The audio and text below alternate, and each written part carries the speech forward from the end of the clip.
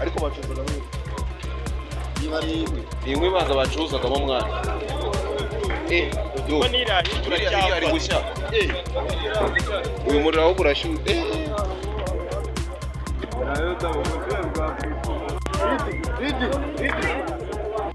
byabe byiza mwe mukoje kurikira Voice of Time TV. Reka tubahereze ikaze rero kuri uyu munsi, ariko by the way reka tubanze duhereze ikaze n'abakunzi bacu bari muri diaspora. Mwese mwumve ko tubahaye ikaze mu kiganiro cy'uyu munsi. Ni inkuru y'akababaro, ni inkuru itugezeho nonaha aho mu karere ka Rusizi ahazwi nka Kamembe, Kabeza, hahoze hitwa ku Kabasazi. Ni inkongi yibasiye rero inzu z'ubucuruzi nanone, kandi yibasiye izi nzu z'ubucuruzi aho byatangiye ari inzu ifashwe yatse ibintu birimo birashya, bamwe barwana no gusohora ibindi mu zindi nzu, ariko bigaragara ko mu nzu ya mbere uko batabashije no kurokora ikintu na kimwe uko bigaragara, kuko muri kubibona kuri video. Abandi bari gutabara rero mu zindi nyubako, nubwo ari ibintu byinshi byari birimo, dore ko byanatangiriye ahakorerwa cyangwa se aho babariza imbaho, niho byahereye muri atelier niho byatangiriye. Harashya rero bikongeza n'izindi nyubako z'ubucuruzi nk'uko mubibona rero akuye umusitari wose, murabona ko kugeza hejuru ari inkongi y'umuriro ririmo yaka. Abantu rero bakomeje gutabara uko bashoboye kose, ariko inkongi yakomeje rero gusatira n'izindi nzu, aho rero byaje kugobokwa rero n'abapolisi, leta y'ubumwe, leta idatuza kureberera abaturage, aho yahise ko izana na kizimyamoto itangira kuzimya za nzu zindi zitarafatwa, ariko ibintu byagaragara ko bari bamaze kubisohora. Abantu bari benshi rero, benshi cyane bahuruye baje kureba ko hari icyo ari cyo batabara cyangwa se ari cyo barengera. Uko mubibona rero ku mashusho murabona ko bari kurwana no gusohora byinshi rero byari biri muri izi nyubako z'ubucuruzi. Ni inyubako rero twamenya amakuru yuko byatewe n'amashanyarazi, umuriro w'amashanyarazi niyo wabiteye.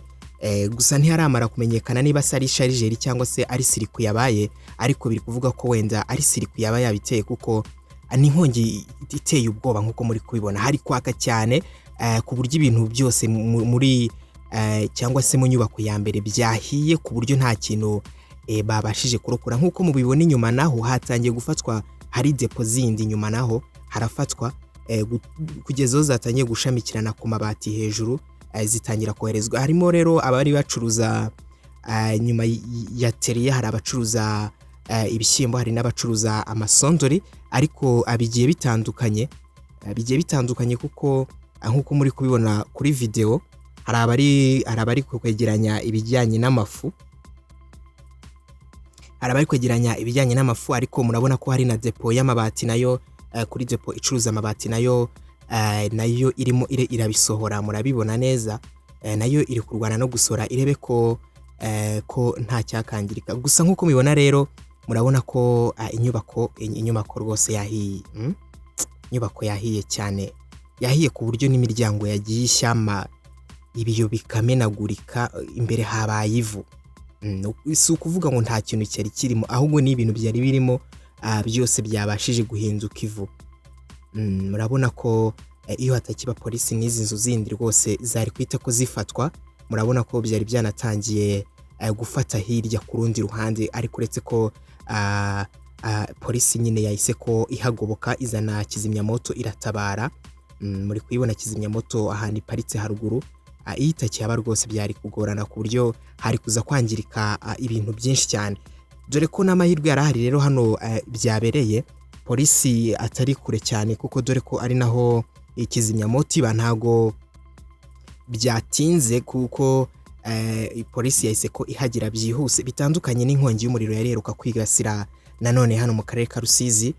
Agace duheruka kubagezaho ni agace gaherereye mu murenge wa Rwimbogo ahazwi nko ku Ruzeneko. Murabyibuka naho n'inkongi yagoranye cyane kuyizimya, dore ko station ya polisi yoho bigoye kuyashyika, byaragoranye cyane, bituma rero hangirika ibintu byinshi. Icyo gihe murabyibuka ko hangiritse ibintu byose byarangiritse. Utuntu barokoye n'utuntu dutoya twa veterineri duto, Gusa rero ubaye utarareba iyo video nagusaba kuyireba muri video twakoze kugira ngo uze kubasha gusobanukirwa.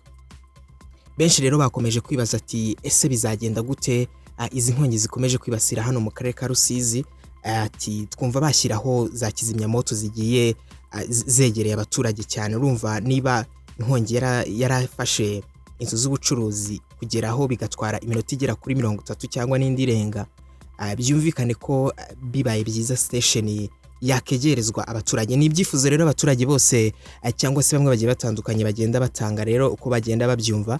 Iyi nkongi rero ayibasiye hano mu karere ka Rusizi, aho ari umujyi rwose twavuga ko wa Rusizi urimo uzamuka mu iterambere. Barimo batera imbere ariko inkongi nazo nyine ziza zitunguranye, zahise ko aziza nka kidobya. Aka karere rero ka Rusizi ntabwo kari gasanzwe kavugwamo inkongi nk'izi ngizi, dore ko mu kwezi kumwe cyangwa se ni ibyumweru 2 bitarashira haba hajemo indi nkongi. Hajemo indi nkongi rwose, aka karere kibasiwe n'inkongi y'umuriro. Gusa rero reka dushimire cyane leta y'u Rwanda cyangwa se leta y'ubumwe, by'umwihariko polisi idahwema gutabara mu gihe inkongi zibasiye uduce nk'utu ngutu. Reka tuyishimire ko inshuro kuko yahagereye igihe ibasha kurokora bamwe baturaniye izi nzu nk'uko nyine twabigarutseho, kuko iyo itakiye babyari kugorana cyane ku buryo byari gufatwa ndetse no hirya. Ibiganiro byacu byo rero kuri Voice of Time TV byo nakagaruka. Icyo ngusaba rero no gukanda like, ugakanda subscribe ndetse ugafungura n'inzogera kugira ngo byose byiza bibera hano rero bijye bikugeraho 5 kuri 5. Nge mwabanye Mr. DJ Wakanda Famous. Abashimiye.